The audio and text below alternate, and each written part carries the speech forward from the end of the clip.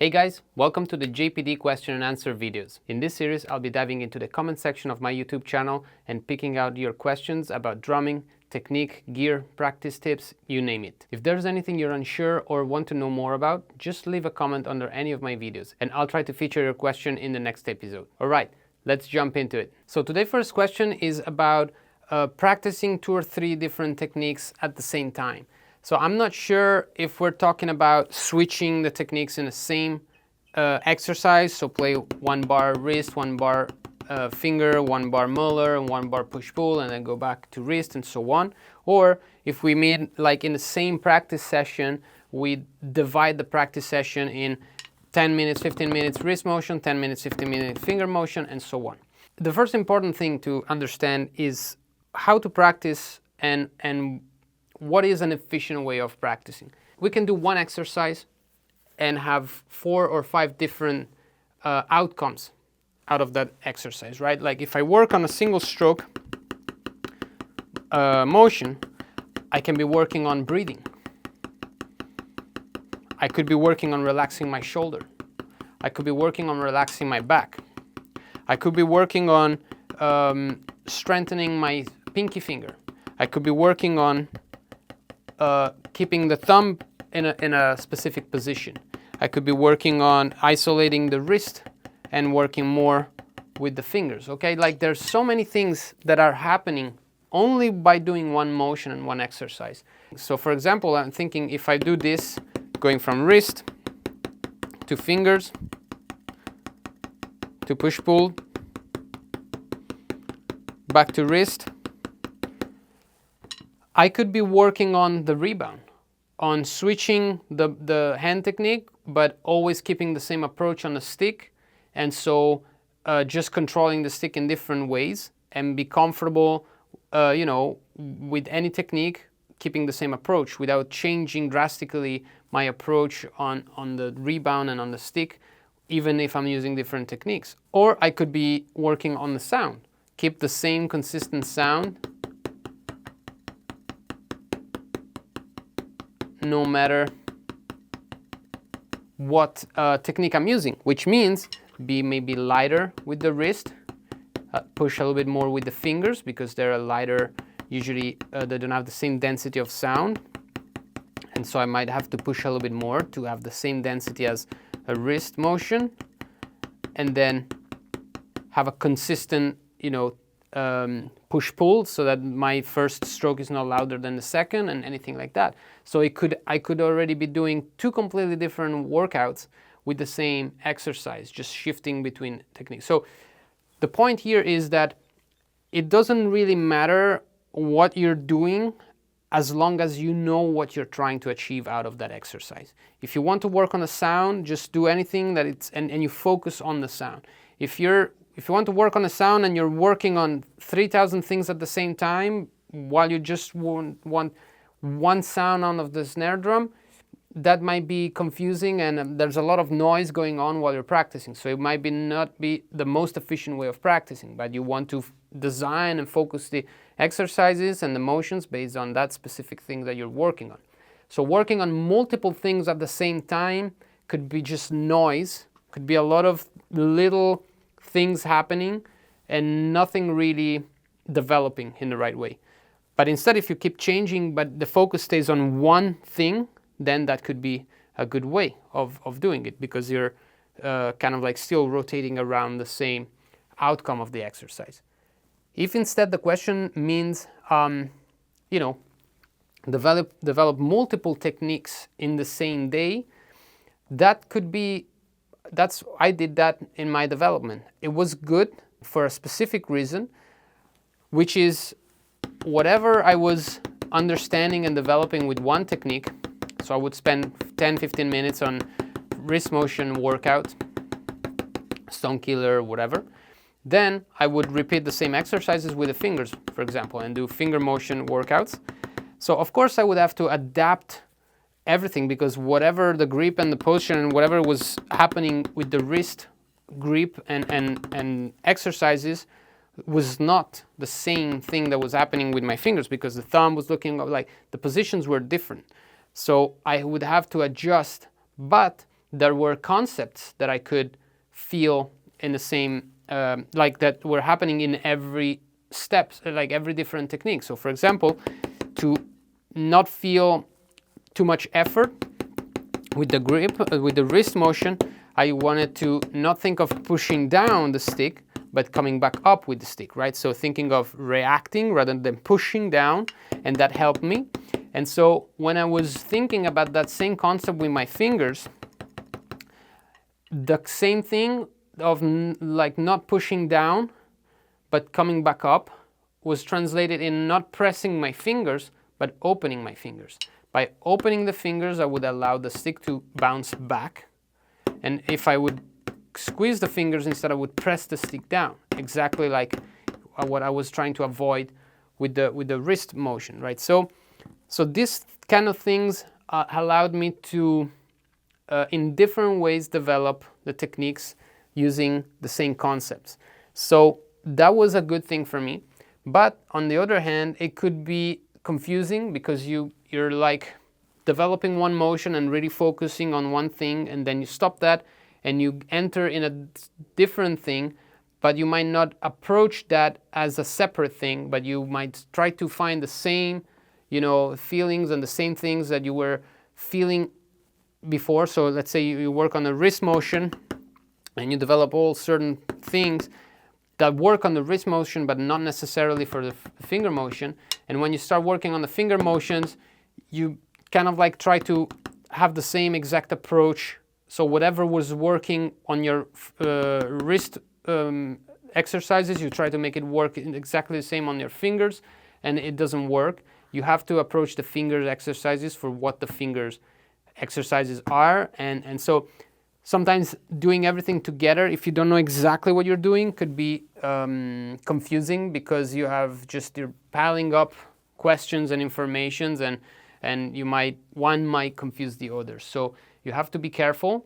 If you're able to just kind of like be open and be like, okay, I try to do the finger motion and I just work on the finger motions for whatever this is. So maybe the stick is falling off my hand and it's going sideways, and this is something that it's absolutely not happening when I do wrist motion. Then you just work on that and you find a way to fix that.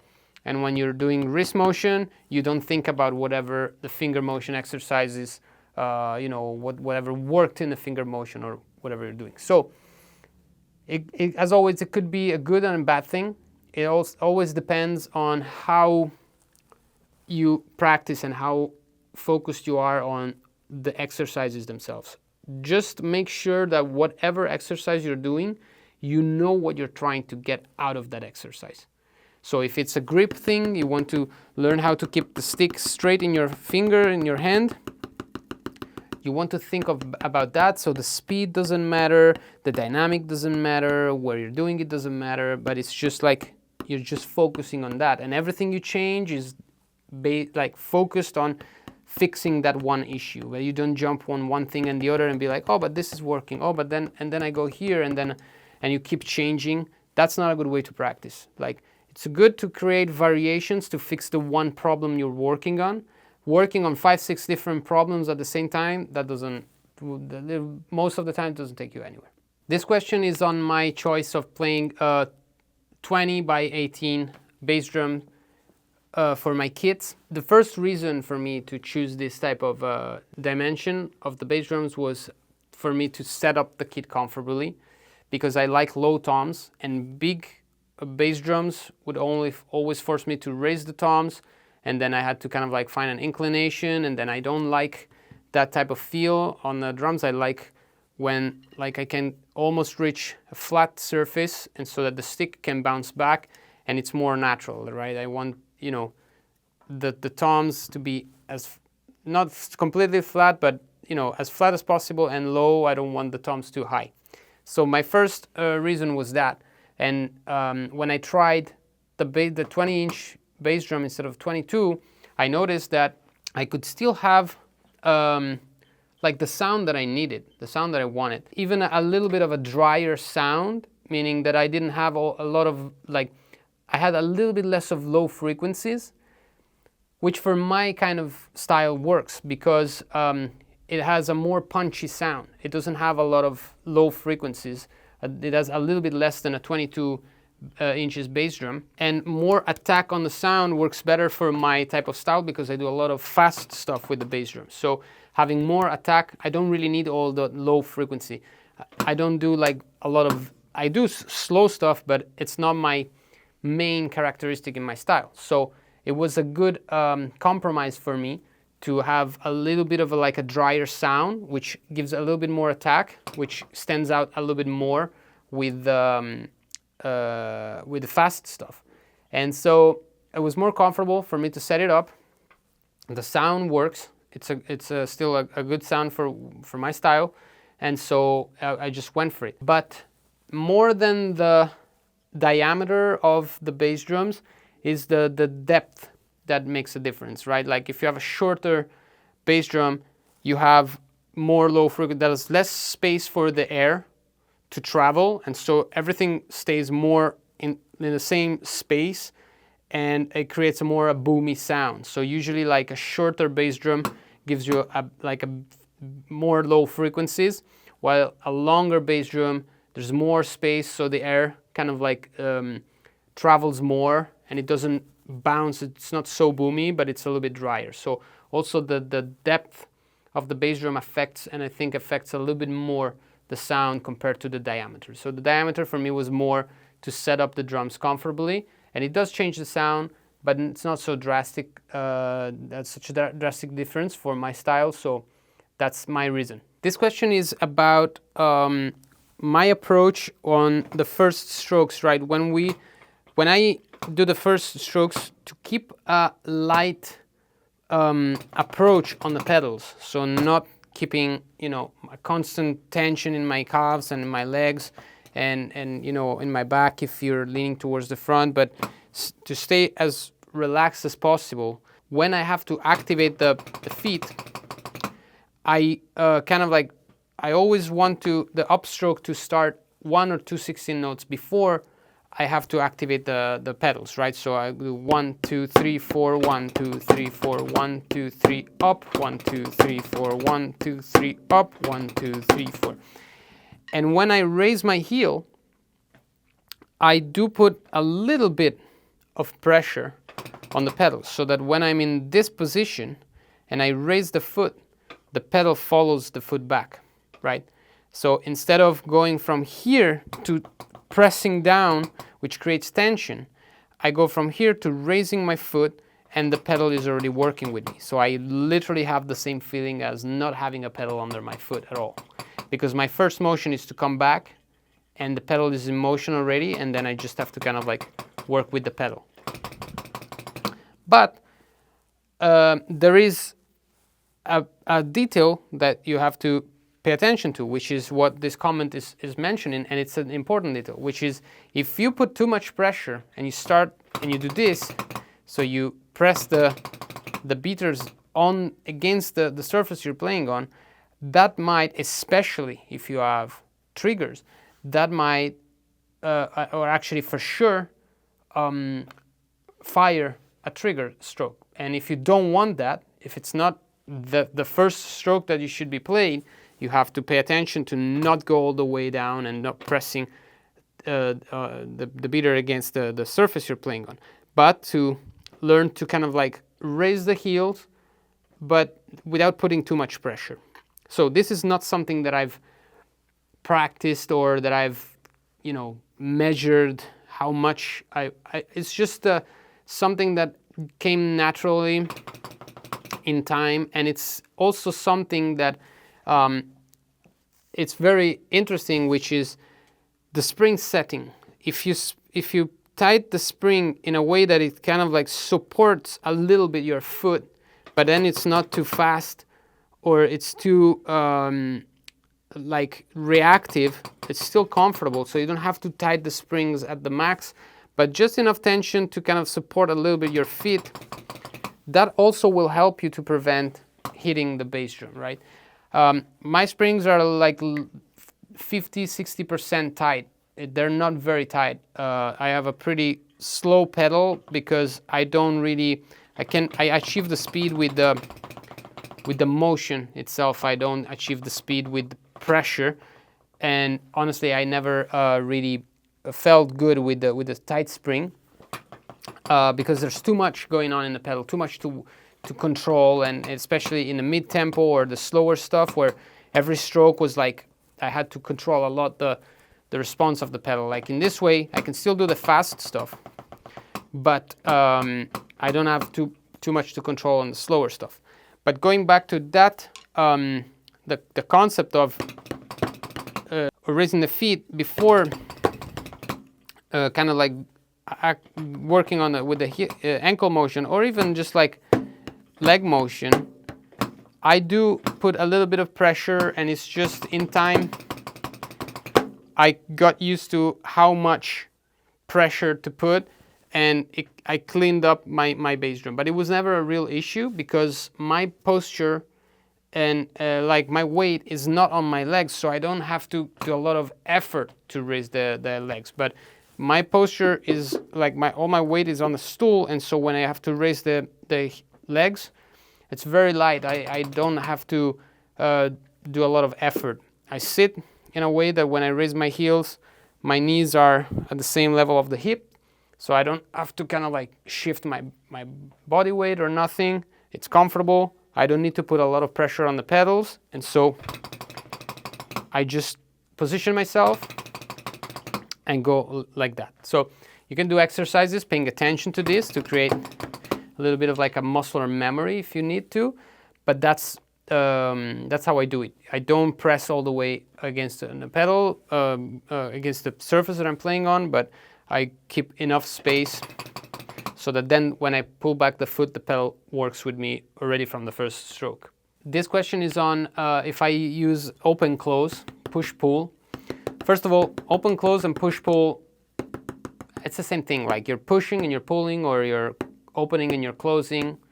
But it doesn't matter to me how we call it. Some people might call the French grip version open-close and the German grip version push-pull. It's the same principle, and so I don't care. But anyway, I usually do not use the push-pull or the open-close technique because of the density of sound. Like when you do open-close or push-pull, whatever, now I usually call it push-pull, so I will call it push-pull. You don't have a lot of density of sound, especially on the second stroke, because it's a weak stroke that it's, you know, you're pulling back from the fingers, and so there isn't a lot of strength and space to generate volume, and so you have to then also adjust the first stroke so that it doesn't sound super loud and then not so loud. Like I don't want that to two different sounds, but you want something more like even, and so it removes a lot of density of sound. For that reason, I prefer, you know, either only wrist or only fingers, depending on what I'm doing. I rarely use fingers, by the way, just when I'm very, very fast. One of the only moments where I use the push-pull is on drum fills, where I play something like 4 strokes with my hands and 2 strokes with my feet. And that's because if you do like short bursts using the push-pull on surfaces like 12, 13, 14, 16 inches toms and floor toms that don't have a lot of rebound, you can really kind of like have a lot of like a decent rebound by just landing using a little bit the forearms, a little bit the wrists on the first strokes, and then you have enough space for the fingers to do the pull, you know, part of the push-pull. And so you have good density of sound, very little effort in the hands.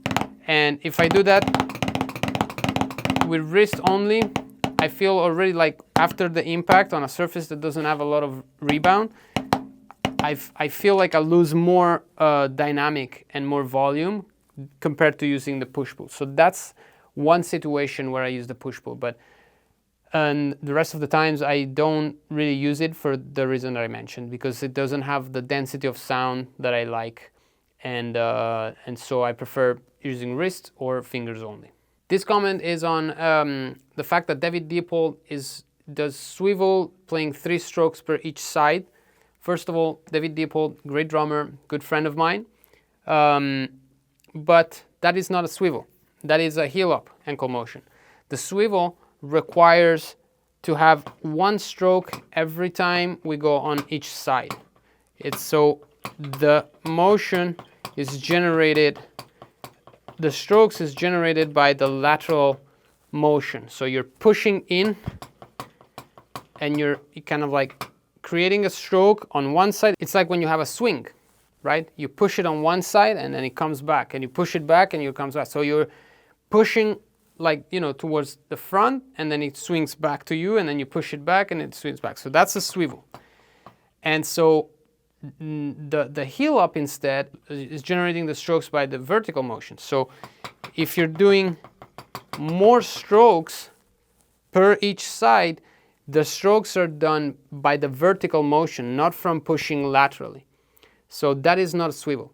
And like, it's important to clear this up so that when you're developing the motions, you know if you're developing a vertical motion, up and down, ankle motion, or a lateral motion, which is a very different approach.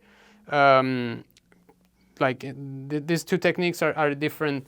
They develop in different ways. The one develops vertically and the other develops laterally. So the energy is either you push in or out, depending on how you're more comfortable, and that's how you generate the strokes, or you go up and down. So if I switch from heel up to swivel,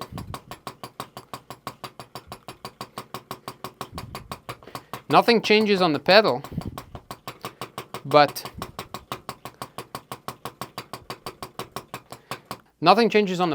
the way I'm controlling the pedal is completely different, right? So if you're doing this,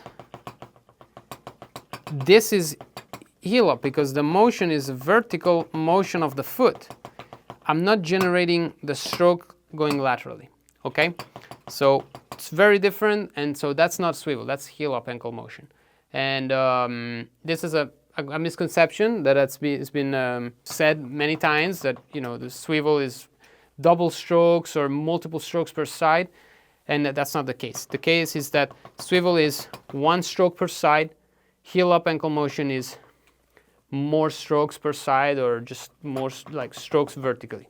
Awesome, guys. Those were the questions for today. If you want to dive deeper into any of these topics or a more personalized experience, feel free to visit my website, jamespayndrums.com. You will find tons of in-depth content, drills, workouts, and exercises covering everything we talked about and more. On jamespayndrums.com, I also do weekly live streaming sessions where you can ask me questions live and we can work together to personalize your progress on drums. Use the code JPDYTB to get a special discount when you sign up. Thanks for watching, and I'll see you in the next video.